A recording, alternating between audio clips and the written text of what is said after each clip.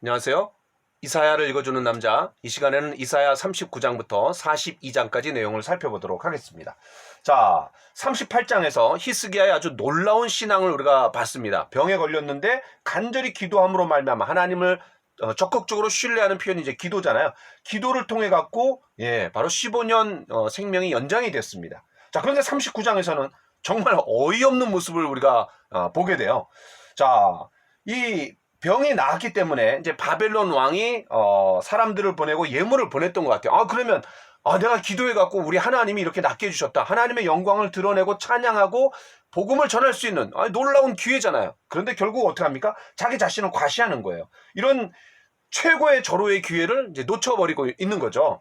자, 여기 이제 바벨론 왕이 등장하는데 아직은 아수르가 이제 강대합니다. 근데 바벨론이 조그맣게 이제 세력을 형성해 가고 있는 중이었어요. 아마 그러다 보니까 바벨론이 유다를 끌어들여 갖고 어떤 연결을 해서 이제 남쪽 유다 나라에 어떤 내분이 일어나거나 뭐 문제가 생기면은 아수르가 여기 이제 가담할 거고, 그때 아수르를 뭐 치려고 했는지 아니면 둘이 이제 합작해 갖고 뭐 아수르에게 대항 세력을 마련하려고 했는지, 또 히스기야 입장에서는 바벨론이 이제 신흥 강대국으로 서서히 올라오고 있는데 얘네들에게 줄을 대갖고 아수르를 어떤 견제할 수 있는 뭐 그런 여러 가지 이제 정치적인 복합적인 이유가 있었을 것 같아요.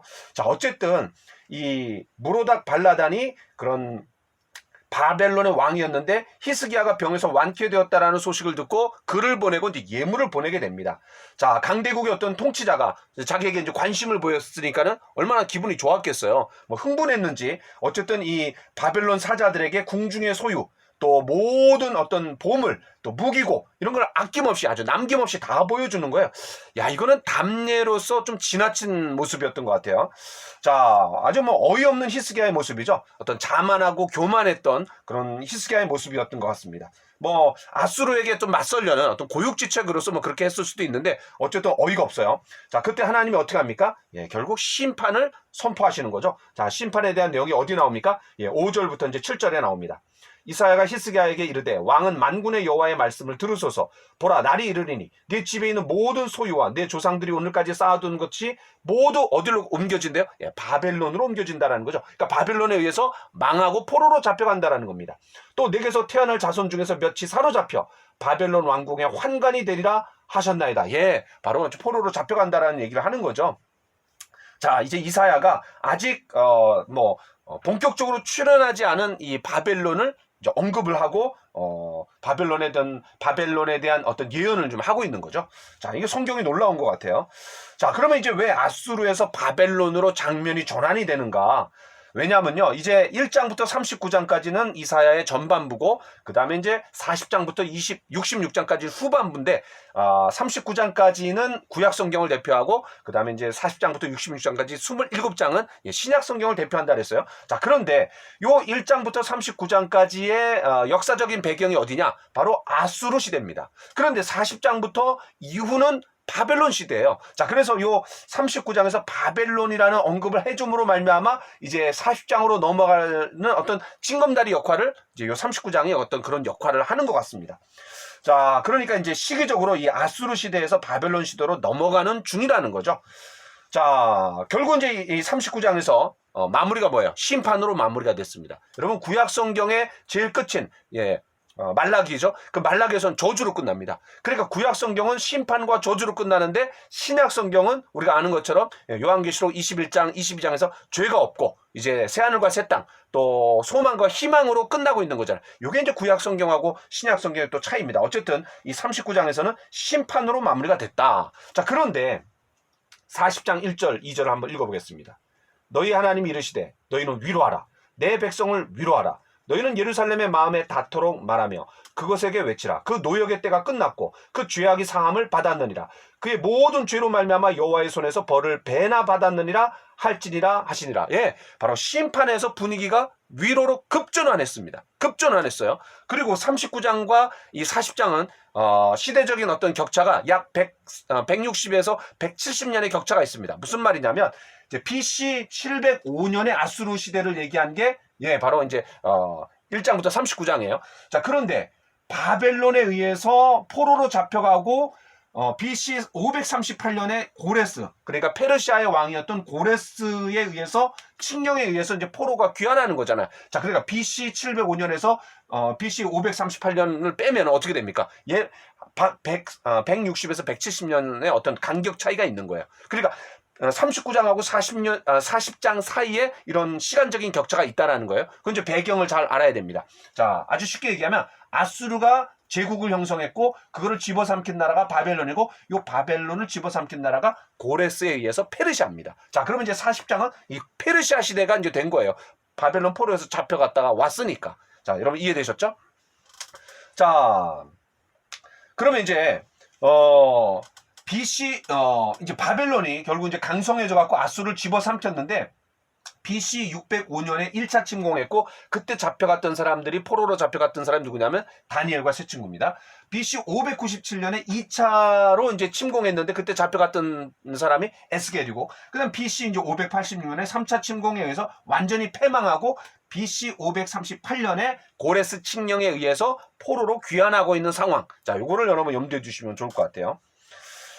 자, 그 다음에 이 40장은 그 39장에서 암시된 바벨론이 이제 바벨론 포로가 끝나고 이제 시온으로 귀환하려는 자들을 위로하면서 시작을 하는 거죠. 그러니까 바벨론 포로는 징계를 위한 징계가 아니라 심판을 위한 심판이 아니라 하나님의 채찍질이고 징계였다라는 것을 알 수 있는 거죠. 왜? 바로 포로 귀환으로 이제 다시 고토로 돌아오게 됐잖아요. 자, 그런 것 내용을 여러분 염두에 두시면 좋을 것 같아요. 자, 그 다음에 이제 40장에 아주 중요한 키워드가 뭐냐면 위로입니다. 위로. 자, 이 위로가 뭐냐?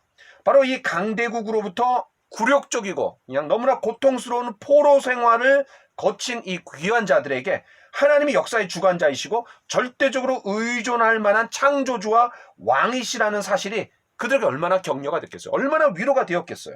자, 그래서 이제 이사야 42장 24, 25절에 보면 이제 나중에 보겠지만 그럼 바벨론의 포로 사건이 어떤 뭐 우연히 또 역사의 어떤 강대국이 늘 뭐 약한 약소국들을 집어삼키는 그게 하나의 어떤 역사의 패턴이지만 그런 것이 아니라 하나님의 진노를 폭발시켜서 일어난 사건이었다. 다시 말해서 하나님께 범죄해갖고 하나님이 진노하셔갖고 일어난 사건이지 하나님이 다 그런 것들을 계획하시고 이미 역사의 주관자가 되시는 분이기 때문에 하나님의 계획 속에 다 있었던 일이다라는 것을 이제 설명해 주는 거죠.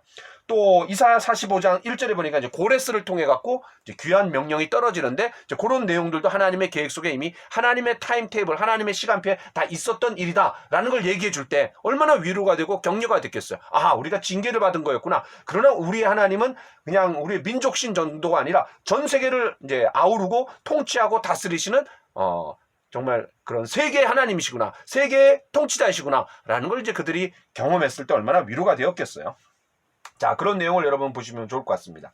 자, 또 하나 우리가 이제 요거는 시편 할 때 좀 봤는데 그러면 그들이 그 바벨론 포로로 있었을 때 얼마나 힘들었느냐. 자, 요거는 이제 잘 표현해주고 있는 게 시편 137편입니다. 자, 우리가 바벨론의 여러 강변 거기에 앉아서 시온을 기억하며 울었도다. 그 중에 버드나무에 우리가 우리의 수금을 걸었나니 이는 우리를 사로잡은 자가 거기서 우리에게 노래를 청하여 우리를 황폐하게 한 자가 기쁨을 청하고 자기들을 위하여 시온의 노래 중 하나를 노래하라 함이로다. 우리가 이방 땅에서 어찌 여호와의 노래를 부를까? 예. 야, 그러니까 이게 뭡니까?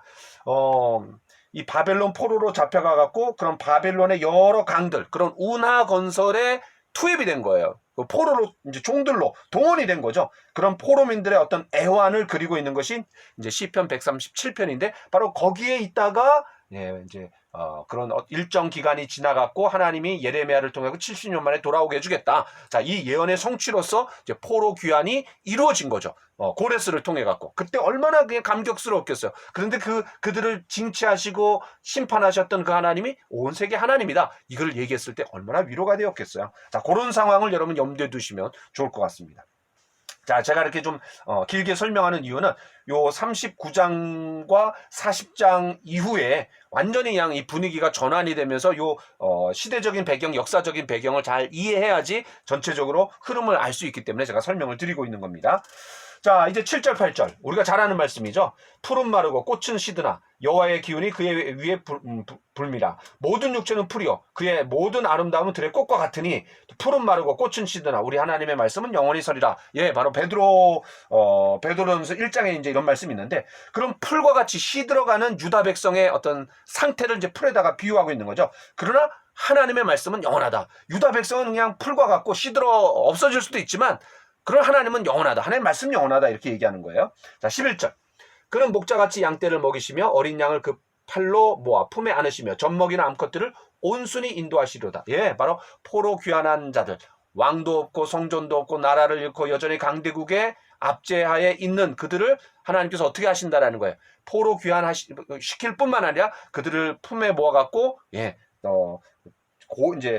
안으실 거다. 품에 안으실 것이다. 얼마나 주님의 품 안에서 평안을 누리고 또 감격했겠어요. 자, 그런 상황을 이제 이렇게 묘사한 겁니다. 자, 우리가 이제 읽진 않았는데 3절부터 이제 5절에 보니까 외치는 자의 소리여, 너희는 광야에서 여호와의 길을 예비하라. 사막에서 우리 하나님의 대로를 평탄하게 하라. 골짜기마다 도도해지며 산마다 언덕마다 낮아지며 고르지 아니한 곳이 평탄하게 되며 험한 곳이 평지가 될 것이며 여호와의 영광이 나타나고 모든 육체가 그것을 함께 보리라. 이런 여호와의 입이 말씀하셨느니라. 예, 누가복음 3장에 보면 1절부터 6절까지 이제 세례 요한이 나오는데 그 외치는 자의 소리요. 예, 바로 이제 세례 요한이 바로 외치는 자의 소리, 다시 말해서 말씀이신 예수님이 오시기 전에 이제 소리 역할을 하는 세례 요한의 모습을 우리가 여기서 이제 살펴볼 수 있는 거죠. 누가복음 3장 1절부터 6절 사이에 이제 여기 인용이 되어 있습니다. 자, 그러니까 이 40장은 어떤 분위기냐면 굉장히 어떤 그 신약적인 분위기가 물씬 풍기는 것 같아요. 자, 그렇게 우리가 좀 보시면 좋을 것 같고, 그 다음에 이제 12절로 26절까지 여기 이제 어떤 내용이냐면, 그러면 유다 나라가 바벨론에게 패망했고 포로로 잡혀갔어요. 자, 그럼 어떤 느낌이에요? 우리가 섬기는 여호와 하나님이 바벨론이 섬기는 그런 신보다 못한가? 바벨론의 신이 더 센가? 뭐 이런 생각을 할 수 있고, 또 1절부터 11절까지 하나님이 우리를 그렇게 포로 귀환하게 하시고 또 위로의 역할을 하시는, 위로를 선포하라고 했는데 이런 일들을 진짜 하실 수 있는 하나님이신가? 그런 의문점이 있는 거죠. 거기에 대한 답을 제공하는 게 바로 12절부터 26절입니다. 그러니까 그런 세상에 있는 어떤 우상과도 비할 바가 되지 않고 바로 하나님은 창조주이시고 온 열방의 주인이시다라는 것을 이야기해주고 있는 게 바로 이 부분이라는 거예요. 자, 그 다음 이제 27절. 내 길은 여호와께 숨겨졌으며 내 송사는 내 하나님에게서 벗어난다 하느냐. 이게 이제 이스라엘 백성들, 유다 사람들이 얘기하는 거죠. 그들 마음속에 있는 거를 토로하는 거예요. 무슨 말입니까? 우리는 하나님의 계획 속에서 제외되었고, 왜냐 망했고 포로로 잡혀갔으니까. 또 성전도 있고 또 언약, 율법, 또 언약 계획 다 뺏겼잖아요. 자, 그런 상황에서 우리가 하나님의 계획 속에서 제외된 게 아니냐, 하나님 우리를 포기하신 것이 아니냐, 자, 그거에 대한 의문점이 들었는데 이제 그거에 대한 답을 제시하고 있는 게 바로 28절부터 31절입니다. 자, 하나님이 그들의 질문에 대해서 뭐라는 거예요? 아니다. 바로 오직 하나님만 신뢰해라. 그리고 우리가 잘 아는 말씀 있죠? 오직 여호와를 앙망하는 자는 새 힘을 얻으리니 독수리가 날개치며 올라감 같을 것이요 다른 박질하여도 곤비하지 아니하겠고 걸어가도 피곤하지 아니하리로다. 자, 이게 뭐냐? 바로 너희들이 제기하는 하나님의 계획 속에서 하나님이 너희를 포기한 게 아니라 여전히 너희들에게 관심을 갖고 있고, 그러나 너희들이 해야 될 일이 뭐냐? 나만을 앙망하고 나만을 신뢰해라. 자, 그럴 때 너에게 희망이 있다, 소망이 있다. 이렇게 얘기하는 게 바로 이제 이 40장의 마지막입니다. 자, 이제 41장으로 돌아와 보겠습니다. 자, 1절. 섬들아 내 앞에 잠잠하라. 민족들아 힘을 새롭게 하라. 가까이 나오라. 그리고 말하라. 우리가 서로 재판 자리에 가까이 나아가자. 하나님이 어떻게 하시는 거예요? 이제 누가 참신인지 하나님과 우상들 사이에서 결정하라면서 모의 법정을 이제 소송을 이제 걸고 계시는 거죠. 자, 그래서 섬들과 민족들을 이제 증인으로 초청하고 계시는 겁니다. 자, 2절부터 이제 4절에 보니까 누가 동방에서 사람을 일깨워서 공의로 그를 불러 자기의 발 앞에 이르게 하였느냐. 열국을 그의 앞에 넘겨주며 그가 왕들을 다스리게 하되 그의 칼에 티끌 같게 그의 활에 불리는 촉에 같게 하며 그가 그들을 쫓아가서 그의 발로 가보지 못한 길을 안전히 지났나니 이 일을 누가 행하였느냐? 누가 이루었느냐? 누가 처음부터 만들을 불러내었느냐? 나 여호와라. 처음에도 나요, 나중 있을 자에게도 내가 곧 그니라. 예, 출애굽기 3장에 보니까 이 하나님께서 이 모세를 이제 야 네가 나 대신 가라 그랬을 때, 아이 내가 누군데 갑니까? 야 내가 너와 함께 할 거야. 그럼 이스라엘 백성들이 야 네가 만난 하나님 누구야? 나는 스스로 있는 자니라. 바로 그 말씀이 여기 나오는 거죠. 내가 곧 그니라. 또 요한복음에 보면은 I am 뭐 이렇게 나오는 게 7번이나 나옵니다. 나는 빛이다. 나는 생명이고 나는 부활이요 생명이다. 나는 포도나무다. 또 나는 뭐 양의 문이다. 뭐 이런 내용들이 나오잖아요. 나는 생명의 떡이다. 그럴 때 I am 나는 그다. 그러니까 바로 그런 하나하나의 표현들이 이제 내가 하나님이다 라는 거고, 그런 배경이 뭐냐, 바로 이사야 41장 요 4절이고, 또 더 직접적인 배경은 뭐냐면 바로 그 출애굽기 3장 14절에 있는 내가 스스로 있는 자니라, 이제 그런 내용이죠. 자, 어쨌든 그런 이방, 왜냐하면 이제 강대국에게 포로로 잡혀갔고, 그 얘기는 뭐냐면 강대국의 신이 진짜 신이구나, 짱신이구나 이렇게 생각했는데, 그런 포로 귀환하는 과정에서 우리 하나님이 진짜 신이고 그들이 우상이었다라는 걸 이제 논증하고 있는 것이 이제 41장이에요. 자, 그래서 이제 여기 누가 동방에서 사람을 일깨워서 공의로 그를 불러 자기 발 앞에 이르게 하였느냐. 이 동방에서 사람을 일깨웠다. 이게 누구냐면 이제 고레스입니다. 고레스. 45장 1절에 나오는 고레스입니다. 자, 그런 일들을 누가 했느냐? 바로 하나님이 하셨다라는 거죠. 자, 8절부터 20절까지. 자, 8절 여기 중요합니다.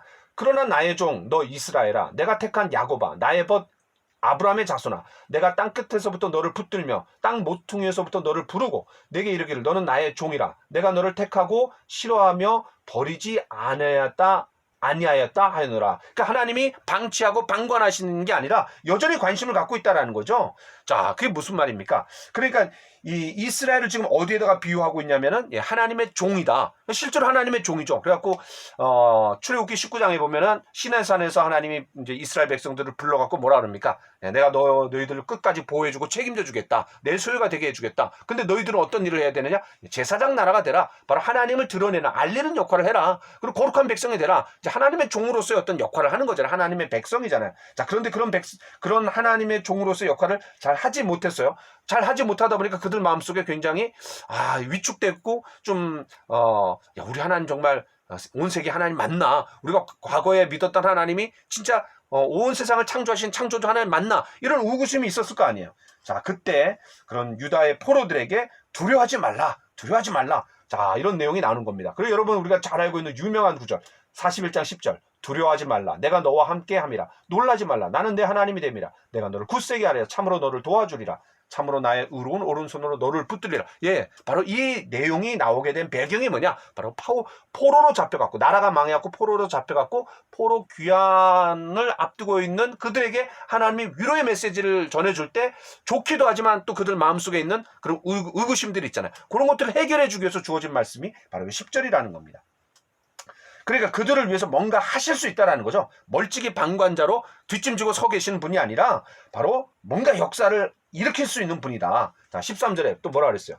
이는 나 여호와 너희의 하나님이 내 오른손을 붙들고 내게 이르기를 두려워하지 말라. 내가 너를 도우리라. 계속해서 두려운 마음이 있었던 것 같아요. 자, 그런데 아주 재밌는 표현이 나옵니다. 14절. 버러지 같은 너 야곱아.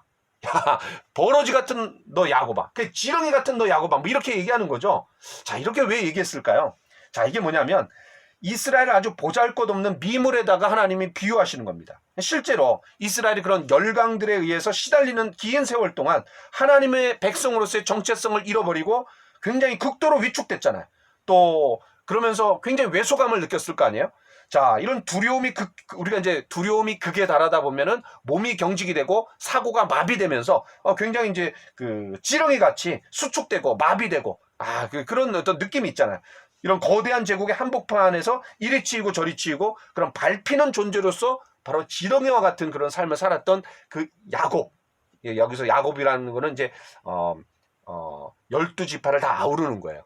에브라임, 그럼 이제 북이스라엘 얘기하는 거고, 야곱아, 그러면은 이제 이스라엘 전체를 얘기하는 겁니다. 왜냐하면 아수르에 의해서 북쪽 이스라엘이 망해갖고 포로로 잡혀갔고, 그 다음에 남쪽 유다가 바빌론에 의해서 포로로 잡혀갔기 때문에 결국 이제 포로로 다 잡혀가고 나라가 다 망했잖아요. 그러니까 야곱아, 그럼 포로로 잡혀갔던 이스라엘 모든 백성들을 이제 얘기하는 겁니다. 야, 표현이 아주 그냥 그렇죠. 버러지 같은 너 야곱아, 버러지 같은 너 야곱아.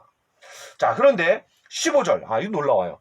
보라, 내가 너를 이가 날카로운 새 타작기로 삼으리니 내가 산들을 쳐서 부스러기를 만들 것이며 작은 산들을 겨같이 만들 것이라.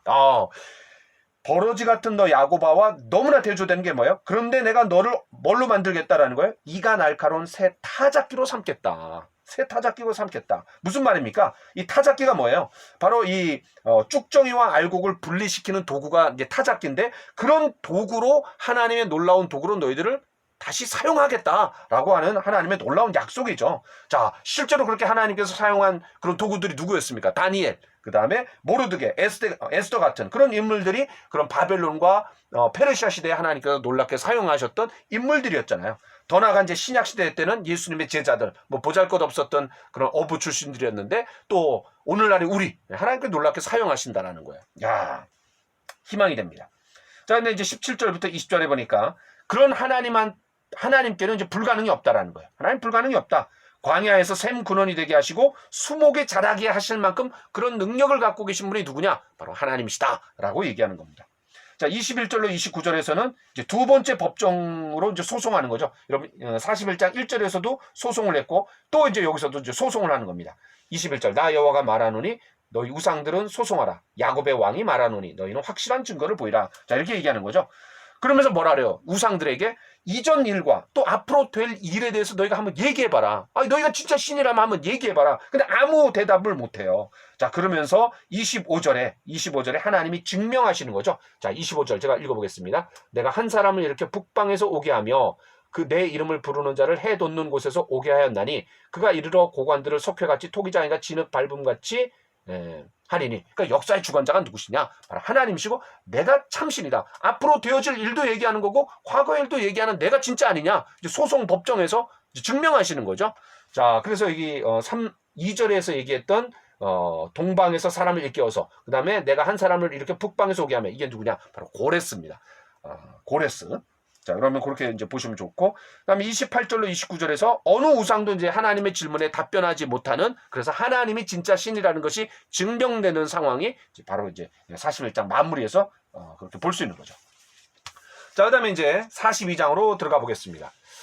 자, 42장. 자, 여기 41장 8절을 좀 봐야 돼요. 그러나 나의 종 너 이스라엘아, 내가 택한 야곱아, 나의 벗 아브라함의 자손아, 이렇게 얘기했어요. 자, 그런데 42장 1절에서는 내가 붙드는 나의 종, 내 마음에 기뻐하는 자, 곧 내가 택한 사람을 보라. 내가 나의 영을 그에게 주었은즉 그가 이방의 정의를 베풀리라.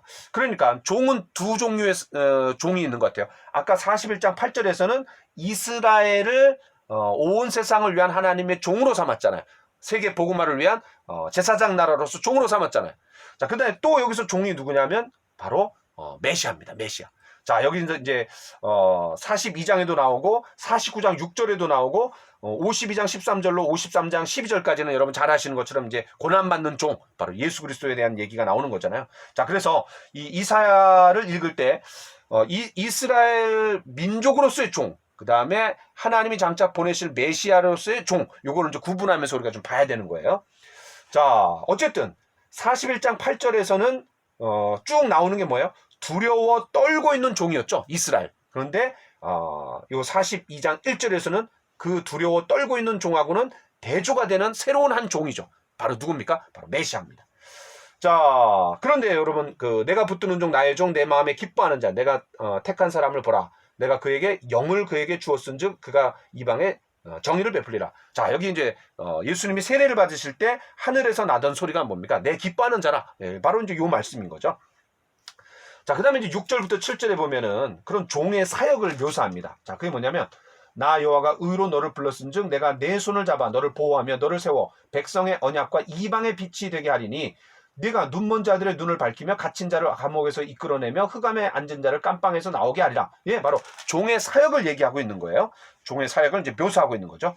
자, 그 다음에 이제 10절부터 17절에 보니까 10절, 항해하는 자들과 바다 가운데의 만물과 섬들과 거기에 사는 사람들아, 여호와께 새 노래로 노래하며 땅끝에서부터 찬송하라. 광야와 거기에 있는 성읍들과 게달의 사람이 사는 마을들은 소리를 높이라. 셀라의 주민들은 노래하며 산 꼭대기에서 즐거이 부르라. 여호와께 영광을 돌리며 섬들 중에서 그의 찬송을 전할지어다. 뭐예요? 바로 온 세계가, 전 세계가 바로 그런 메시아를 찬양하는 거죠. 하나님을 찬양하게 되는 거죠. 왜냐하면 앞에 나온 진정한 그런 메시아, 그 메시아가 하는 일이 뭐예요? 정의를 베풀리라 1절, 또 진실로 정의를 시행할 것이며 3절, 또 4절에 세상에 정의를 세우기에 이르리니. 그러니까 하나님의 마음과 성품을 따라 갖고 온 세상의 공의와 사랑으로 통치하고 다스리는 그 메시아가 나오니까 온 세상 사람들이 기뻐하고 찬양할 수밖에 없는 거죠. 자, 13절부터 이제 17절에 그 찬양의 이유가 직접적으로 나옵니다. 자, 용사같이 전사같이 나아가 대적을 치시겠다라는 거죠. 그건 이제 13절에서 나오지만 구체적으로는 백성이 포로 생활을 견뎌내는 동안 하나님이 고요히 계시는 것처럼 느꼈어요. 자, 14절 내가 오랫동안 조용하며 잠잠하고 참았으나 내가 해산하는 여인같이 부르짖으리니 숨이 차서 심히 헐떡일 것이라. 바로 이제 급박하게 이제 나가시겠다라는 거예요. 그들이 바벨론 포로로 있는 동안은 하나님 왜 아무 일도 안 하시지? 뒷짐지고 계시지? 하나님 왜 조용히 잠잠히 계시지? 그런데 하나님의 징계의 시간이 끝났을 때 어떤 하나님의 타임테이블 안에서 이스라엘 백성들이 마땅히 받아야 되는 회초리를 다 받고 징계가 끝났을 때 하나님이 역사하신다는 거죠. 자, 신속하게 이제 하나님이 일하실 것에 대한 것을 이제 보여주고 있습니다. 자, 반대로 이제 17절. 조각한 우상을 의지하며 부어 만든 우상을 향하여 너희는 우리의 신이라 하는 자는 물리침을 받아 크게 수치를 당하리라. 이게 뭐예요? 바로 바벨론 사람들은 그 바벨론에 있는 신을 최고라고 생각했던 거죠. 왜냐하면 유다의 신을 제압했잖아요. 그러니까 그 바벨론 사람들이 생각했던 그 우상을 섬기는 그들은 결국은 수치를 당하게 될 거다라고 얘기하는 거죠. 자, 18절로 25절. 자, 그럼 유다 백성이 바벨론 포로로 잡혀간 직접적인 이유가 뭐냐? 자, 여기 이제 잘 나옵니다. 24절. 야곱이 탈취를 당하게 하신 자가 누구냐? 이스라엘을 약탈자에게 넘기신 자가 누구냐? 여호와가 아니시냐? 우리가 그에게 범죄하였도다. 그들이 그의 길로 다니기를 원하지 아니하며 그의 교훈을 순종하지 아니하였도다. 그러므로 여호와께서 맹렬한 진노와 전쟁의 위력을 이스라엘에게 쏟아부으심에 그 사방에서 불타오르나 깨닫지 못하며 몸이 타나 마음에 두지 아니하는도다. 예, 바로 그들이 어떻게 되는 거예요? 바로 바벨론 포로로 잡혀가고 하나님께 범죄했고, 특별히 하나님께 범죄했다라는 뭐예요? 하나님과 언약 백성인데 하나님의 율법에 순종하지 않고 하나님의 성품을 드러내지 않고 이제 그렇기 때문에 하나님이 심판하실 수밖에 없었다라는 거죠. 자, 그래서 이 바벨론 포로로 잡혀간 것도 그냥 뭐 역사 가운데 우연히 일어난 일이 아니라 바로 하나님의 타임테이블 시간 계획 속에 일어난 사건이었다. 그런 하나님의 어떤 주관적인 역사의 통치자시기 때문에 적정한 시간이 끝났을 때 페르시아의 왕이었던 고레스를 통해 갖고 다시 회복시키는 거다. 이거를 강조하는 거죠. 어쨌든 하나님의 계획 속에서 이루어진 일이었다라는 것을 이야기하는 겁니다. 자, 그 다음에 이제 마지막으로 18, 19절 좀 더 우리가 언급할 필요가 있는데, 너희 못 듣는 자들아 들으라. 너희 맹인들아 밝히보라. 맹인이 누구냐? 내 종이 아니냐? 누가 내가 보내는 내 사자같이 못 듣는 자겠느냐? 누가 내게 충성된 자같이 맹인이겠느냐? 누가 여호와의 종같이 맹인이겠느냐? 네가 많은 것을 볼지라도 유의하지 아니하며 귀가 열려 있을지라도 듣지 아니하는도다. 자, 여기 맹인, 그 다음에 귀머거리 누굽니까? 바로 이스라엘을 얘기합니다. 이스라엘. 그러니까 20절 네가 많은 것을 볼지라도 무슨 말이에요? 하나님의 엄청난 구원의 사건들을 네가 다 직접 보지 않았느냐? 또 귀가 열려 있을지라도 무슨 말인가? 하나님 놀라운 율법, 하나님이 자기 자신을 드러내는 계시를 특별히 이스라엘에게 줬습니다. 그런데도 불구하고 그들이 소경이고 귀머거리가 되었다라는 것을 얘기하는 거죠.